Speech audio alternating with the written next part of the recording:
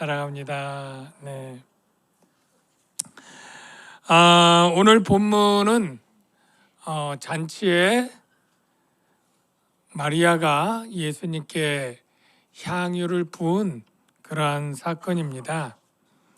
아시는 분들 많이 있는데 제목을 제가 매우 비싼 것을 드릴 수 있나요? 라고 짓고 나서 이 제목을 좀 잘못 지은 것 같다 이런 생각을 좀 하게 되었는데요. 딱 듣자마자 거부감부터 들지 않습니까? 이거 뭐 비싼 거 바치려나? 뭐 그런 설교인가? 또는 우리가 마리아 얘기를 이미 아는 분들이 꽤 있을 텐데 향이 옥합 비싼 거 드렸다는데 분명 목사님이 우리도 비싼 거 드리라고 할 것 같다 이런 생각 들면서 별로 마음이 좀 그렇게 기대가 되기보다는 좀 무거울 수 있을 것 같아요. 제가 그냥 성도로 이 제목 받고 이 본문 받으면 그럴 것 같은 생각 듭니다. 그래서 우리가 물론 마리아가 헌신하는 내용인데 그것이 억지로 힘들게 된 것은 아닐 거다 이런 생각이 먼저 들고요.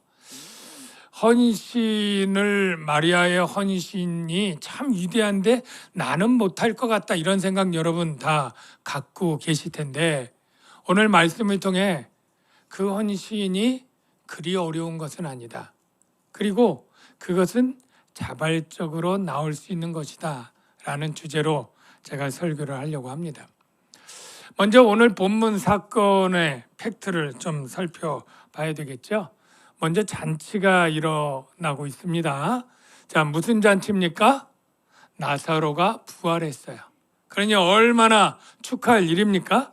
돌잔치, 백일잔치, 환갑잔치 이게 비할 게 아니죠. 죽었다 살아났으니 사람들이 구경하러도 오고 축하하러도 오고 사람들이 굉장히 많이 온 나사로의 부활 축하 잔치인데 주인공이 한 분 더 있어요. 2절에 보니까 나사로는 예수와 함께 앉은 자 중에 있더라. 앉은 자가 많을 텐데 이 둘만 딱 한 것은 정중앙에 귀빈석에 두 분이 딱 앉아 있다는 것을 의미하죠. 그러니까 이 잔치는 또 한편은 예수 감사 공경 잔치가 되는 거예요. 그러니까 부활하신 나사로도 구경할 겸 축하하고 그리고 그 부활이 절로 된 게 아니죠. 예수님이 기적적인 생명의 능력으로 치유한 너무나 놀라운 일이니까 그 위대한 일을 하신 예수님께 너무 대단하십니다. 공경하는 그러한 잔치인 거예요. 우리가 이 마리아 잔치에 대한 그림을 화가들이 그렸습니다. 자, 여기 보니까 예수님 계시죠? 찾았나요? 마리아도 고개를 발 위에다가 얼굴을 대고 머리칼이 오른쪽에 머리칼이 지금 쓰다듬고 있고요. 향유 옥합 찾았나요? 조그맣죠. 제가 동그라미 표시했는데 저렇게 조그만 돌로 된 옥합 사진이 있습니다. 다른 사진도 또 있긴 했는데 아까 사진이 더 맞는 것 같아요. 이것도 마리아가 금발로 있는데 예수님이 저렇게 의자에 앉아 있는데 유대인들은 이렇게 좀 기대서 있기 때문에 아까 그 좌식이 더 맞을 것 같다 이런 생각을 합니다. 제가 말씀드린 것처럼 이 본문 딱 하면 이제 우리는 뭐가 생각이 나냐면 우리가 과연 마리아처럼 할 수 있을까? 이 생각을 하지 않습니까? 자, 여러분 어떤 마음이세요? 할 수 있다, 할 수 없다, 잘 모르겠다. 자, 일단 조금 더 이 사건이 언제 어디서 일어났는지 한번 보겠습니다. 이 사건이 언제 어디서 일어났는지 먼저 보면 어디서부터 찾아볼까요? 어디서? 베다니입니다. 여러분 베다니가 어디 있는지 아시나요? 자, 예루살렘에서 예수님을 죽이고자 하는 살해 모의가 심해지자 빈들인 에브라임으로 갔다가 계속 있지 않고 이제 베다니로 오십니다. 왜 이 베다니에 오느냐? 물론 나사로 가족이 살고 있는 그 집으로 그냥 반가워서 방문한 게 아니고요. 이제 죽으러 오신 것이에요. 여러분, 이 이 베다니가 언제 왔느냐면 유월절 엿새 전이거든요. 자, 유월절 엿새의 의미는 무엇입니까? 바로 예수님이 유월절 어린 양으로 죽기 위해서 태어나셨고 이제 때가 참에 바로 죄인들의 죄를 대속하는 어린 양으로 죽기 위해 예루살렘 근처 베다니까지 온 겁니다. 그런데 여기서 잔치를 벌여서 이제 마리아가 향유를 부었는데 이 사건이 마태복음에도 있고 마가복음에도 있습니다. 근데 이게 똑같지 않고 적어도 두 가지 이상이 달라요. 뭐 더 다른 게 있지만 다른 부분이 있습니다. 뭐가 다를까요? 우리가 한번 마태, 마가복음을 봐야 알겠죠? 한번 보겠습니다. 한 여자가 매우 귀한 향유 옥합을 가지고 나와서 식사는 예수의 머리에 부으니. 또 마가복음은 식사하실 때 한 여자가 매우 값진 순전한 나드 한 옥합을 가지고 와서 옥합을 깨뜨려 예수의 머리에 부으니. 자, 여기 첫째 차이가 뭡니까? 한 여자냐 마리아냐? 어느 게 맞습니까? 뭐 한 여자 마리아. 똑같이 왜 마리아라고 얘기를 안 했을까요? 왜 계속 한 여자라고 얘기를 하지 않았을까요? 여러분, 요거는 이 마태, 마가복음이 쓴 시기와 요한복음이 쓴 시기가 다르기 때문에 나타난 거예요. 마태, 마가는 주 70년 이전에 썼는데 그때는 이 유대 교인들이 예수와 예수의 제자들 나사로까지 그냥 눈에 가시처럼 미워했습니다. 특히 열심당이라고 하는 그러한 유대 급진주의자들은 살해, 테러, 방화 이런 것도 일삼아서 예수와 나사로까지 죽이려고 했기 때문에 가능한 한 공간복음이 그들을 보호하기 위해서 실명들을 쓰지 않은 면이 있습니다. 그런데 요한이 쓸 때는 최소 70년 이후부터 90년 사이에 썼으니까 이미 나사로 마리아가 죽었거나 그 가능성이 많고요. 또한 이 유대 열심당원이 유대 전쟁에서 100만 명 이상 살해당해서 죽었기 때문에 거의 그 세력이 아주 약화되어서 이런 테러의 위협이 현저히 사라졌기 때문에 한 여자에서 이제 실명을 밝혀서 마리아라고 쓴 것이다. 그리고 또 하나 다른 점이 있었죠. 향유를 예수의 머리에 부었다 그러는데 오늘 본문은 머리 얘기가 아니고 발에 부었다 그렇게 하잖아요. 자, 예수의 머리에 부은 걸까요? 발에 부은 걸까요? 정답은 둘 다입니다.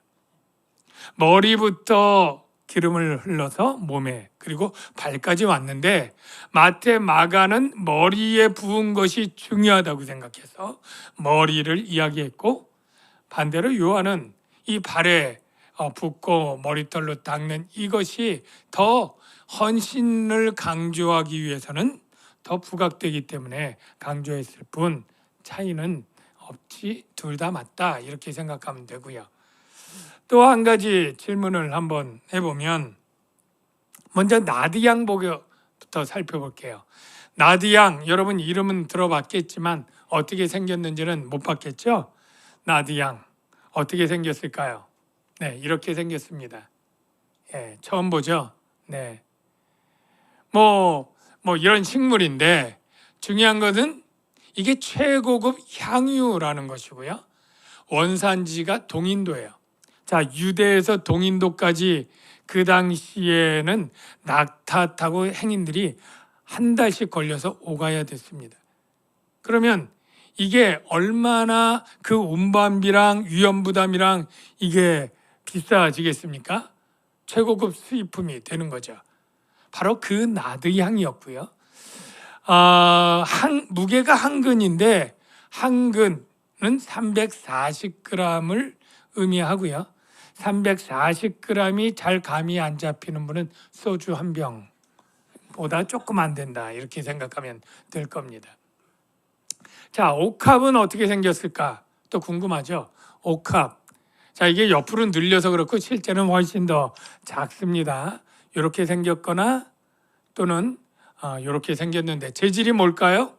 재질은 주로 돌입니다. 돌. 그리고 저거를 이제 봉인을 해야 되잖아요. 향수 뚜껑이 딱 안 맞으면 향이 다 빠져서 한 달 동안 오면 향이 다 사라지고 안 되니까 봉인을 해야 되는데 그때는 오늘날 같은 아주 밀봉 기술이 없으니까 어떻게 하느냐 하면 이걸로 합니다. 이게 뭐예요? 벌집. 이 벌집을 녹이면 저렇게 초콜릿처럼 딱 녹아서 그거를 뭐 오늘날 실리콘처럼 그냥 덕지덕지 거기에 테두리를 딱 바르게 돼서 밀봉을 하게 되는 거죠. 자, 그러면 한 가지 질문해 볼게요. 마가복음인가 여러분 어디에서 보면 여인이 옥합을 깨트렸다 이런 표현 있는 거 기억나시나요? 그러면 옥합을 진짜 깨트렸을까요? 저 돌을 깨트리면 최소한 돌보다 딱딱한 뭐 쇠 망치 들고 왔거나 아주 큰 돌로 와서 깼나요? 그리고 그 깨면 그게 제대로 잘 깨지지 않고 옆구리라도 터지면 어떻게 됩니까? 그 비싼 양료 다 쏟아질 텐데 어떻게 바를까요? 아니, 혹시 깼으면 그 조그만 조각들이 있을 거 아니에요? 파편들이. 혹시 그 기름가에 조그만 조각이 단 한두 조각이라도 들어가면 그것 가지고 기름 예수님 피부에 바른다? 예, 그건 못할 일이죠. 자, 깨트렸다는 게 과연 맞을까? 예, 바로 설명을 드리겠습니다. 바로 아까 말한 그 밀랍을 그 냄새가 나지 않도록 철저하게 공기가 통하지 않도록 덕지덕지 붙였는데 이 3월, 3월 달이면 날씨가 저녁엔 차갑습니다. 이미 딱딱하게 굳어 있습니다. 그리고 그것들은 깨트려야 되는 것이죠. 그래서 이 깨트렸다는 게 꼭 병을 깨트렸다기보다 이 뚜껑 주변을 밀랍으로 싼 그것을 깨트려도 같은 단어를 쓰고 있다라는 것. 그래서 병을 깨트린 것이 아니라 제가 보기엔 그 덕지덕지 싼 이 밀랍 덩어리를 깨트리고 병을 열게 된 것. 이게 깨트리다라는 표현입니다. 어쨌든 이 마리아가 이렇게 한 행위는 참으로 헌신이라는 행위로 표현할 수 있겠습니다. 자, 먼저 마리아의 헌신 첫 번째는 뭐예요? 300데나리온. 여러분, 데나리온의 가치가 얼마인지 여러분 많이 아시죠? 한 데나리온이 노동자 1일 품삯이에요. 그냥 오늘날 인건비 많이 올랐죠. 근데 하여간 그냥 10만 원 치면 300일이니까 3천만 원입니다. 그 당시에나 지금이나 큰 돈이죠. 아마 마리아에게서는 평생 모은 돈이나 부모에게 받은 유산이거나 하는 정도의 그 큰 가치를 드린 것입니다. 귀한 헌신, 동의하시죠? 두 번째는 그 헌신한 그 태도와 마음가짐도 굉장히 귀한데요. 여러분, 발을 머리털로 그 향유를 발랐다고 했잖아요. 자, 여러분, 발은 어떤 존재입니까? 우리 신체 중에 그때나 지금이나 가장 더러워지기 쉽고 냄새나기 쉬운 그런 신체입니다. 먼지 많은 그곳에 샌들 신고 다니니까 금방 더러워져요. 그런데 그 당시에 노예가 있고 할 때 이 주인의 시중을 들 때 가장 계급이 낮은 막둥이 막내 종이 하는 일이 바로 주인의 발을 씻기거나 발에 신을 신겨주거나 풀어주는. 그러니까 발은 종 중에 가장 천한 종이 대하는 그러한 지체인데 이 마리아가 종도 아니면서 그 발을 손으로도 아니고 차라리 손으로 했으면 좀 덜한데 머리칼로 더 부드럽게 머리칼로 닦으려면 얼굴이 거의 발에 가까이 가야 되잖아요. 머리가 암만 길어도. 그걸로 그렇게 했다는 것은 대단한 낮아짐이고 겸손 아닙니까? 그러면 주위에서 저 마리아가 예수님을 사랑하는 저 마음이 대단하고 겸손하게 최고의 공경을 지금 표하고 있구나. 대단하고 훌륭해. 이렇게 칭찬을 해야 될 상황인데 그러지 못할 망정 제자들의 반응은 완전히 싸늘하다 못해 화가 난 그러한 반응이었습니다. 제자들의 반응, 그 대표적으로 가룟 유다의 반응이 있는데 그 반응을 마가복음, 마태복음 더 심각하게 아주 지적하고 있어요. 그래서 마가복음, 마태복음을 한번 보니까 이렇게 되어 있습니다. 어떤 사람들이 화를 내요. 화를 냈다는 거예요. 서로 말하되 어찌하여 이 향유를 허비하는가. 허비라는 단어 여러분 어떤 뜻입니까? 전혀 쓸데없는 일에 써버려서 낭비되고 버리게 만드는 거. 이거 허비잖아요. 그러니까 이거 도무지 쓸데없는 일에 지금 쓰고 있다. 이렇게 말했는데 마태복음도 비슷하죠. 화를 내어를 분개하여. 분까지 낸 거예요. 허비하느냐 똑같이 이렇게 표현을 합니다. 여러분, 가룟 유다는 왜 그렇게 대표적으로 나서서 이야기를 했을까요? 우리 한번 말씀을 한번 볼까요? 가룟 유다의 말이 어디 있습니까? 5절 한번 볼까요? 5절 보니까 자 이렇게 되어 있습니다. 5절 6절 보니까 이 향유를 어찌하여 300데나리온에 팔아 가난한 자들에게 주지 아니하였느냐 라고 했는데 요한이 그 속셈을 성령의 감동으로 알았겠죠. 딱 보니까 이렇게 말하면 가난한 자들을 생각함이 아니요. 그는 도둑이요. 돈꾀를 맞고 거기 넣는 것을 훔쳐감이라 그렇게 표현을 합니다. 사랑하는 성도 여러분, 가룟 유다는 예수님을 진정한 구주로 믿은 것도 아니요. 하나님 나라를 소망한 게 아닙니다. 반대로 예수님을 구주로 믿기는커녕 예수님을 통해서 이 세상 나라에서 성공하고 출세하고 싶은 욕심에 사로잡힌 자였다라는 것이 성경의 해석입니다. 가룟 유다는 예수님을 정치적 메시아로 알고 그가 왕이 되면 마치 한 장관쯤 해서 명예와 권세와 돈을 지금 종교 지도자들이 누리고 있는 그것들을 탐심으로 가지고 있었다 이렇게 생각이 됩니다. 그러나 그것이 되지 않자 정말 은 30에 예수님을 팔아넘긴 사실 예수보다 돈을 더 중시하고 하나님 나라보다 세상 나라를 우선시했던 사람인 거죠.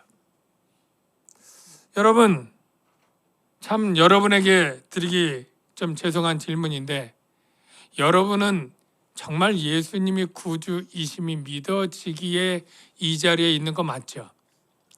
혹시 여기 계신 분 중에 나는 예수님 믿는다고 하지만 실제는 예수님이 내 사업 잘 되게 해주고 건강하게 해주고 내 문제를 해결해서 이 세상의 삶을 평안하게 해줄 그러한 돕는 분으로 나는 신앙생활 하는 거야 라고 하는 분이 없으시길 주의 이름으로 축원합니다. 그러나 가룟 유다 같은 사람이 오늘날 현대에 전혀 없을까요? 교회 다니고 예수를 믿는다고 하지만 실제 하늘나라는 믿지도 않고 죄사함과 영원 구원의 가치보다는 예수님이 나를 도와서 부유하고 형통하고 행복하게 이 세상을 살게 해줄 그러한 신처럼 여기는 분이 정말 없을까요? 어쨌든 우리 남양주 광영교회 그런 분들이 한 분도 없기를 주의 이름으로 축원합니다. 예수님도 그것을 경고하셨습니다. 한 사람이 두 주인을 섬기지 못할 것이니 너희가 하나님과 재물을 겸하여 섬기지 못하느니라. 그리고 땅에 있는 지체를 죽이는데 그 중에 탐심이 우상 숭배다라고 얘기를 합니다. 여러분, 예수님은 이 제자들이 막 마리아를 비난하자 이 마리아를 변호하셨습니다. 마리아를 변호한 말씀이 오늘 본문에 보니까 7절 8절이 있는데 한번 볼까요? 뭐라고 되어 있느냐면 예수께서 이르시되 그를 가만두어 나의 장래할 날을 위하여 그것을 간직하게 하라. 가난한 자들은 항상 너희와 함께 있거니와 나는 항상 있지 아니라. 여러분, 물론 예수님께서는 가난한 자를 구제하고 하는 것을 나쁘다, 잘못됐다 전혀 그렇게 말씀하지 않고요. 이거는 항상 해야 될 일이고 너희가 항상 해라 하는 말로 하신 것 맞습니다. 그러나 우선순위가 있고 더 중요한 게 있어요. 그게 뭐냐면 바로 예수님의 장래를 위하는 것이죠. 여러분, 예수님의 장래를 위한다는 이 향유 부음이 예수님의 장래를 위한다고 하는데 원래 향유 붓는 의미가 무엇인지 우리가 분명히 먼저 알고 가야 될 게 있어요. 여러분, 마리아가 예수님께 향유를 부었잖아요. 왜 부은 거예요? 왜 부은 거예요? 그 의미를 알면 유대 사회에서는 어떤 사람에게 어떤 때 향유를 붓나요? 그것부터 알아야 되겠죠? 자, 성경을 보면 여러분이 어떤 사람에게 기름 붓는 사건이 떠오르는 분들이 있죠? 자, 어떤 분들이 떠오르는가요? 자, 먼저 사무엘이 기름병을 가져다가 누구요? 사울의 머리에 붓고 입 맞추어 이르되 여호와께서 내게 기름을 부으사. 하나님의 기름 붓는 거예요. 그 기업의 지도자 왕으로 삼지 아니하셨느냐. 왕으로 삼을 때 기름을 부어요. 최고의 공경을 표하는 거죠. 그리고 또 3상 16장 1절 이번에는 너는 뿔에 기름을 채워 가지고 가라 이새에게로 보내리니. 다윗의 아버지죠. 이는 내가 그 아들 중에서 한 왕을 보았느니라. 자, 다윗 왕 세울 때예요. 자, 여러분, 이제 기름 붓는 것은 물론 선지자에게도 붓고 제사장에도 부었지만 마리아는 예수님을 선지자나 제사장보다는 왕으로 여기고 최고의 왕에 대한 경배로 최고급 향유를 머리부터 부었다. 이게 원뜻이고 원래 의미입니다. 예수님이 왕이시라는 것을 마리아만 알고 있었을까요? 그 당시 무리들 중에서도 알고 있지 않았을까요? 있었습니다. 어떻게 하느냐면 그 다음 날, 자, 무리들이 뭐라고 고백을 하느냐면 큰 무리가 외치되 호산나 찬송하리로다 주의 이름으로 오시느니 곧 이스라엘의 왕이요. 큰 무리가 그 다음날 이렇게 예수님을 호위하면서 종려나무 가지 막 흔들면서 했던 게 다음날이에요. 그러니까 많은 무리가 알고 있어요. 자, 문제는 예수님도 그렇게 알고 있느냐? 예수님이 자기가 왕인 거 알고 있느냐? 여러분 어떨 것 같아요? 알고 있습니다. 그러니까 이스라엘의 왕이요 막 할 때 아니야. 나 이스라엘 왕 아니야. 이렇게 부정하질 않아요. 그냥 다 받아들입니다. 그리고 빌라도가 재판을 할 때 얘기하죠. 저 본문 보십시오. 18장 37절. 빌라도가 이르되 내가 왕이 아니냐? 예수께서 대답하시되 네 말과 같이 내가 왕이니라. 내가 이를 위하여 태어났으며. 자, 예수님도 자기가 왕인 것을 직접 얘기하고 이를 위하여 왕이 되기 위하여 나는 왕으로 태어났다 얘기를 하는 거예요. 그러니까 마리아가 기름 부은 것은 무리들도 그렇고 예수님도 그렇지 왕으로서 하나님이 마리아를 통해서 기름 붓게 하고 최고의 경배를 드린 게 향유 부은 첫 번째 이유입니다. 이해가 되시면 아멘. 그런데 그러면 예수님이 마리아에게 저가 나에게 향유 부은 것은 내가 이제 왕이고 왕으로 등극한 것을 감동받아서 한 거야. 이렇게 설명해 주면 좀 쉽잖아요. 근데 조금 더 하나를 꼬아서 저가 내 장래를 위해 간직한 거야. 이렇게 얘기를 해요. 그러면 이 장래와 이 왕의 어떤 연관성이 있는가? 이게 열쇠인데 결론적으로 말하면 예수의 장례는 예수의 죽음을 의미하고 그 죽음은 왕의 행위였다. 예수의 죽음이 바로 왕으로서 승리한 사건이다라는 것입니다. 자, 제 설명을 들어보세요. 선지자와 제사장과 달리 왕은 왕으로서 기름 부음 받고 꼭 해야 되는 중요한 일이 있습니다. 왕만이 해야 되는 일, 뭡니까? 자국 백성을 보호하는 거예요. 안전하게. 적이 침공했다? 그러면 왕이 군사들을 데리고 막아내고 보호해야 되는 거예요. 적이 우리 백성들을 포로로 끌고 갔다? 왕이 군사들 데려가서 구출해 와야 되는 거예요. 자기 백성의 생명을 지키는 거, 이게 왕의 가장 중요한 임무라고 생각하는데 여러분 동의하시면 아멘. 자, 그런데 지금 왕이신 예수님 볼 때 그 백성들이 어떤 상태입니까? 죄를 짓고 죄의 종이고 사단의 종이고 거기에서 죽음의 공포에 벌벌 떨며 언젠가 죽을 그러한 사단의 포로가 되어 있지 않습니까?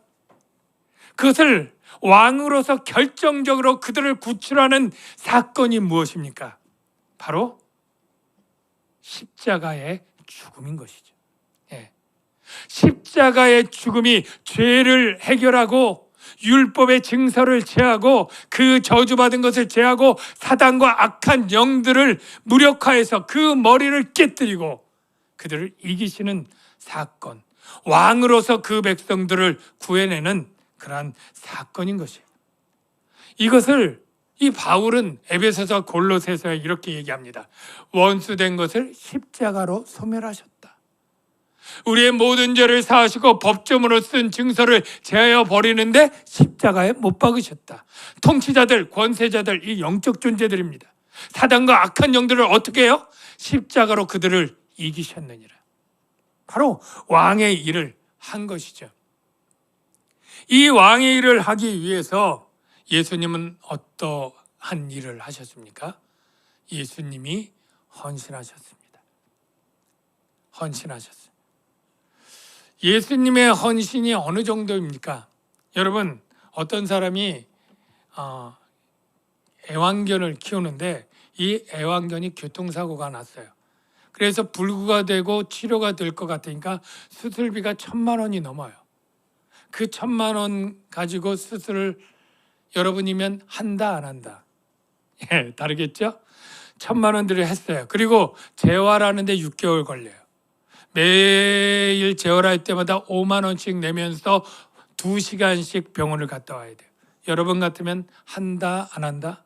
다르겠죠? 개를 사랑하면 그 정도 해야지, 애완견인데 내가 반려견인데 할 사람도 있겠지만 그렇게까지 시간과 돈을 쓰기는 그건 너무 낭비 같은데 할 사람도 있겠죠? 갈릴 거라고 생각합니다. 예를 들면 그러면 대상이 밖에서 쏘다니는 사나운 들개라면, 들개 교통사고 나면 여러분이 그 돈 쓰겠습니까? 그때 쓴다면 허비라 그러겠죠? 자, 여러분 집에 사는 조금 비약합니다만 쥐가 교통사고 났다면 치료비 내겠습니까? 아마 다 허비라고 동의하시겠죠? 자, 제가 조금 비유가 그렇습니다만 하나님이 우리를 위해서 십자가에 죽으시고 헌신하는 것은 여러분, 우리는 하나님의 입장에서 볼 때 가치 없는 피조물이에요. 얼마든지 만들어낼 수도 있고 다시 창조할 수도 있는 그러한 존재인데다가 하나님이 싫다고 하나님을 배역하고 떠난 죄인들이에요. 그런 죄인을 위해서 하나님은 1,000만 원 아니라 몇 시간이 아니라 그 역사를 우리를 구원하기 위한 계획 구속사로 만들고 하나님이 자기 아들을 버리시는 거예요. 예수님의 헌신이 얼마나 큰지 바울은 이렇게 표현을 합니다. 신학적으로. 그는 근본 하나님의 본체시나 하나님이죠. 하나님과 동등됨을 취할 것으로 여기지 아니하시고 오히려 자기를 비워 종의 형체를 가지고 낮아진 거죠. 사람들과 같이 되셨고 사람의 모양으로 나타나사 그뿐 아니라 자기를 낮추시고 죽기까지 복종하셨으니 곧 십자가에 죽으심이라. 여러분, 예수님의 헌신과 마리아의 헌신을 비교해 봅시다. 여러분, 어느 헌신이 더 큰가요? 물론 마리아의 헌신이 크다는 거 우리가 얘기했어요. 300데나리온이라고 하는 큰 돈, 그거 어떻게 드려?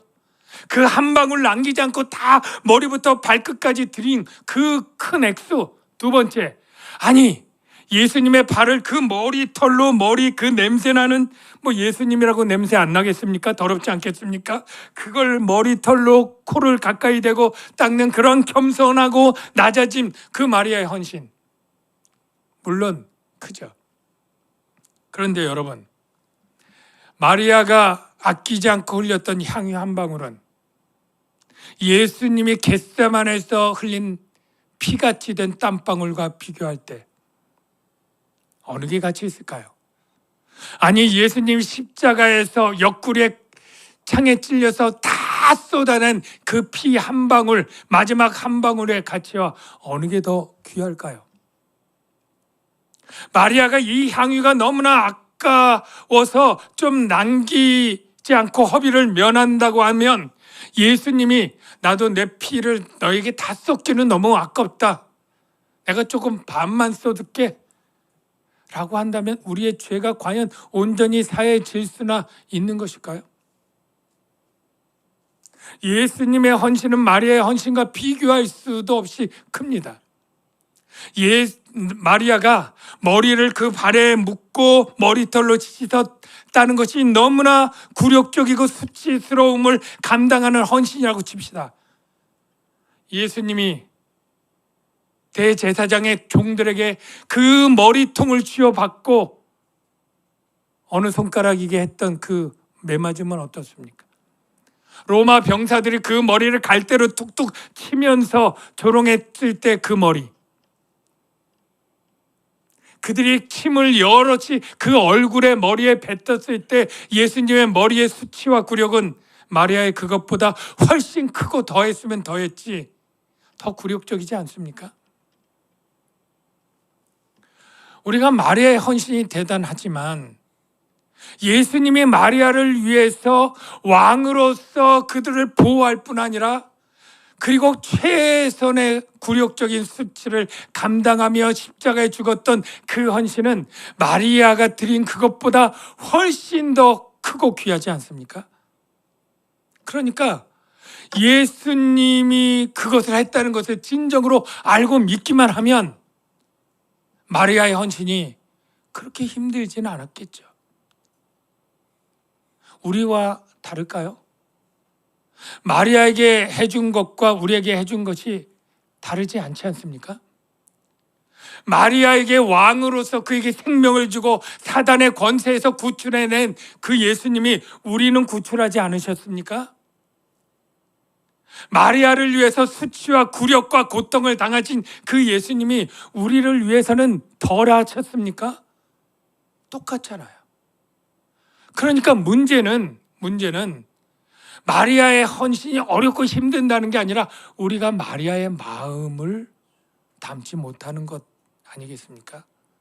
마리아의 마음과 같다면, 그래서 주님이 나에게 생명을 주시는 왕이신 하나님이라는 게 진짜 믿어진다면, 그리고 그분이 나를 구원하기 위해서 그 같은 수치와 굴욕을 감내하시고 십자가에 목숨을 내어주신 구주라는 것을 우리가 배웠고 알고 믿는다면 그 믿음은 자연스럽게 주님을 향한 사랑으로 표현될 것이고, 그 사랑은 헌신의 행위가 쉽게 되겠죠.